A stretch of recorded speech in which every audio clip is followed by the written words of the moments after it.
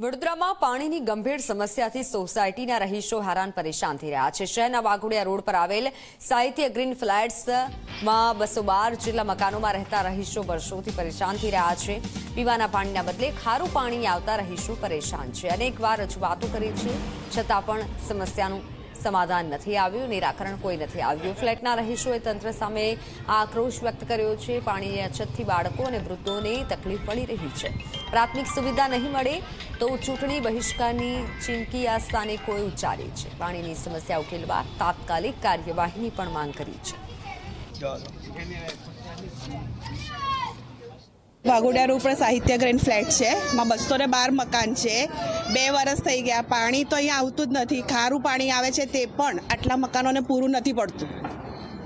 અમે કોર્પોરેશનને બધી બહુ જ વખત આ લોકો જે અમારા કમિટી મેમ્બર છે એ લોકોએ બધાએ બહુ રજૂઆત કરી, પણ એનો કોઈ જ ફેસલો આવતો નથી। અહીંયા નાના નાના બચ્ચાઓ છે, વૃદ્ધ માણસો છે, એ લોકોને પાણીની જરૂરિયાત વધારે હોય। બધા અમે લોકો વર્કિંગ વુમન્સ છે, તો પાણી અમારી પાસે અમે જ્યારે આવીએ છીએ વર્ક પર જોબ ઉપરથી ત્યારે પાણી હોતું નથી। તો પાણી વગર શું કરે, કારણ કે પાણી જીવન જરૂરિયાતની વસ્તુ છે, એટલે પાણી તો પહેલાં જોઈએ જ।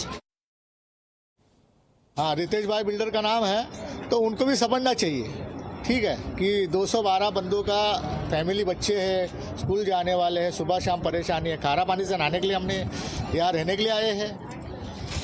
अभी ये वोटिंग आएगा, ये आएगा, सब नाचते नाचते आएगी, हमें वोट चाहिए, पानी देने के लिए कोई आ नहीं रहा है, सब नाम के लिए है।